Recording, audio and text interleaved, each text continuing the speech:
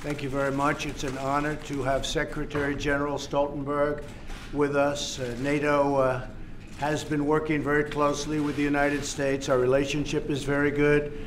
Together, we've increased and really raised a lot of money from countries that weren't paying a fair share. We have a little ways to go, but many billions of dollars of additional money has been raised, and I really appreciate the great job that you're doing.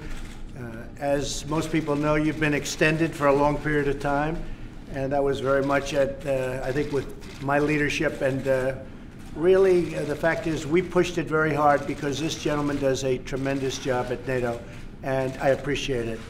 Thank you. Thank you so much. Very much. Thank you so much, Mr. President, for hosting me and my delegation once again here at the White House. And let me thank you for the leadership you show on the issue of defense spending, because it is very important that we all contribute more to our shared security, and it is really having an impact because, as you said, allies are now spending more on defense. All allies are increasing their defense budgets, and do you give me credit for that? You have helped to do that because your leadership has been important, and it has had a real impact. And we see that because all allies increase and billions, they add billions to their budgets. And that's important because we live in a more unpredictable world, and then we need strong NATO, and we need to invest more in our security. Well, thank you very much for being here. It's an honor. Thank you. Mr. President, well, nothing has changed on North Korea that we know of. We have not been told anything, and if it does, that's fine. If it doesn't, I think we'll probably have a very successful meeting. But we have not been told anything. We're just reading stories like you are. We've heard certain things from South Korea, but we'll see what happens. If the meeting happens, it happens, and if it doesn't, we go on to the next step. Is this just a typical thing that North Korea does? I don't know. I really don't know. No, I want to give everybody the benefit of a doubt. I think that I can only say our people are literally dealing with them right now in terms of making arrangements for the meeting. So that's a lot different than what you read, but oftentimes what you read, if it's not fake news, is true. So we'll see what happens. We are dealing with them now. We may have the meeting, we may not have the meeting. If we don't have it, that will be very interesting. We'll see what happens. The border is still quite strong. I think things changed a little bit when they met with China. They met a second time. As you know, Kim Jong-un had a second meeting with China, which was a little bit of a surprise meeting. And we have many of the Chinese here today, as you know, big delegations negotiating trade, because the United States has been ripped off for many, many years by its bad trade deals. I don't blame China. I blame our leadership of this country from the past. We have been ripped off by China. An evacuation of wealth like no country has ever seen before, given to another country that's rebuilt itself based on a lot of the money they've taken out of the United States. And that's not going to happen anymore. But there has been a big difference since they had the second meeting with President Xi. With that being said, my attitude is whatever happens, happens. Either way, we're going to be in great shape. Would you consider a personal outreach to Kim to get him moving forward? No, we'll see what happens. Look, you have to want to do it. With deals, that's what I do, is deals. And with deals, you have to have two parties that want to do it. He absolutely wanted to do it. Perhaps he doesn't want to do it. Perhaps they spoke with China. That could be right. President Xi, a friend of mine, great guy. But he's for China, and I'm for the United States. And that's the way it is, and I suspect it's never going to change. But I will say this. We are continuing to negotiate in terms of location. The location, it's to where to meet, how to meet, rooms, everything else. And they've been negotiating like nothing happened. But if you read the newspapers, maybe it won't happen. I can't tell you yet. I will tell you very shortly. We're going to know very soon. Steve? Sir, what are you going to tell the Chinese trade officials today during this trade talk? Well, I've been telling China that we are... you people have been covering trade, and you've been covering China, and you've been covering everything for a long time. Have you ever even seen a negotiating in trade? Nobody's ever seen anybody from our country even negotiate on trade. Trade with China and with other countries. I'm not just blaming China. China's the biggest. but trade has been a total one-way street. Right outside of this nation, you take money out like it's by the bucket loads into other, whether it's the European Union, which you know so well, whether it's Japan or South Korea, or I could name almost every single country in the world. We had nobody representing us. And now you have somebody that's very good at this stuff, me, representing us. And China has taken out hundreds of billions of dollars a year from the United States. And I explained to President Xi, we can't do that anymore. We just can't do that anymore. It's a much different situation. But with all the years and all the years that you've covered, trade and nations and wars and everything else, you've never seen people come over from China to work on a trade deal. Now, will that be successful? I tend to doubt it.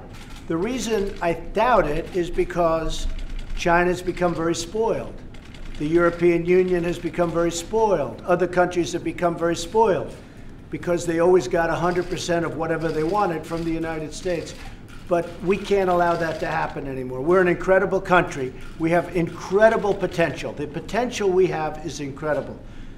But we lost $800 billion on trade last year, if you add it all up, of which China was around the $500 billion mark. So we lost $800 billion. Can you believe that? Is that an amazing thing to even think about? We lost $800 billion on trade. We're not going to be doing that any longer. Just to follow up, sir, what's happening with ZTE? Are you going to lift the ban?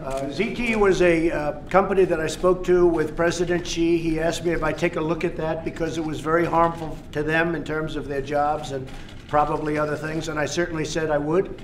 He asked me to do it, and I would do that. I would certainly had a great respect. I like him. He likes me. We have a great relationship. He asked me if I'd look at ZTE. Don't forget, it was my administration, with my full knowledge, that put very, very strong clamps on ZTE. It wasn't anybody else. It wasn't President Obama. It wasn't President Bush. It was me. I put very strong clamps on ZTE. They did very bad things to our country. They did very bad things to our economy.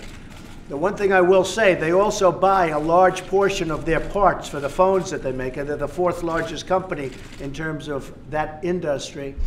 They buy those parts from the United States. That's a lot of business. So we have a lot of companies that won't be selling those parts.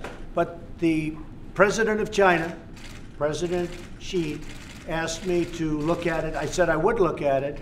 But anything we do with ZTE is always, it's just a small component of the overall deal. I can only tell you this, we're going to come out fine with China. Hopefully China's going to be happy. I think we will be happy. And as the expression goes, when you're losing $500 billion a year on trade, you can't lose the trade war. You've already lost it. We've had horrible representatives in this country that have allowed other countries to get away with murder.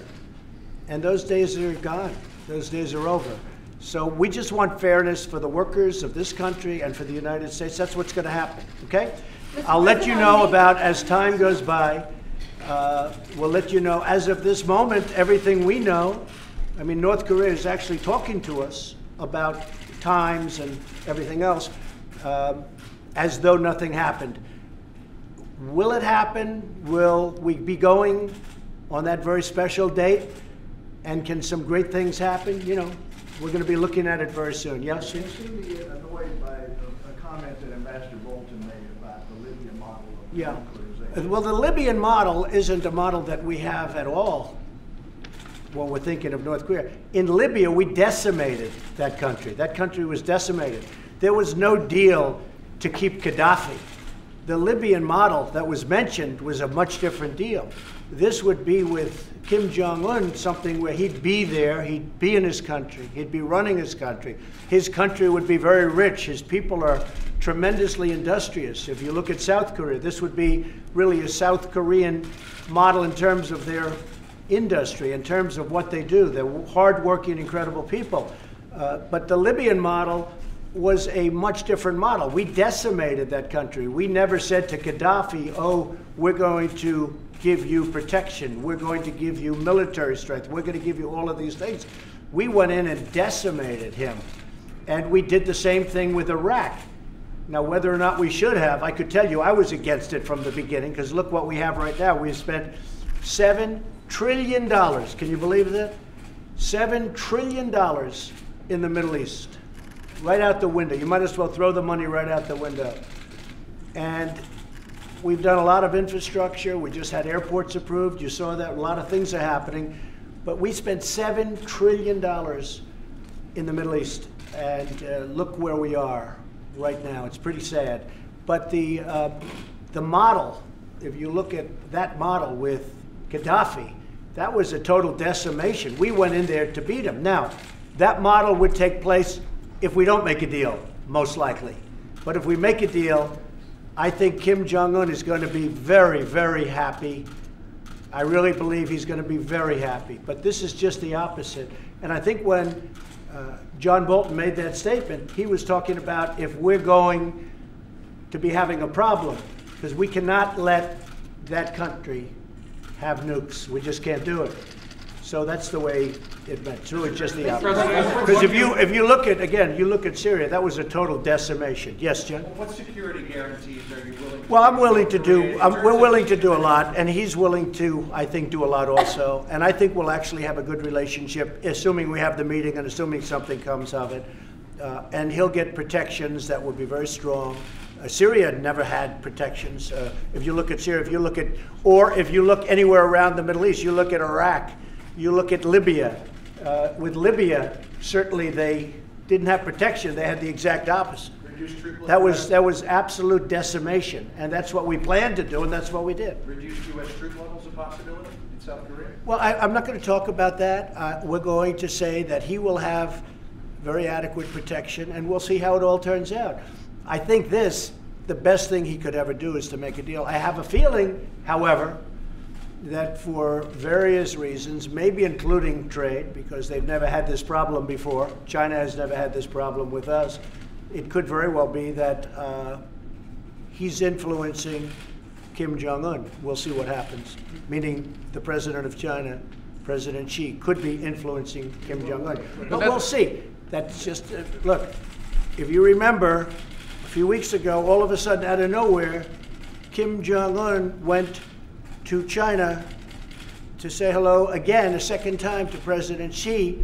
I think they were dedicating an aircraft carrier paid for largely by the United States. Thank you very much, everybody. All right, thank you.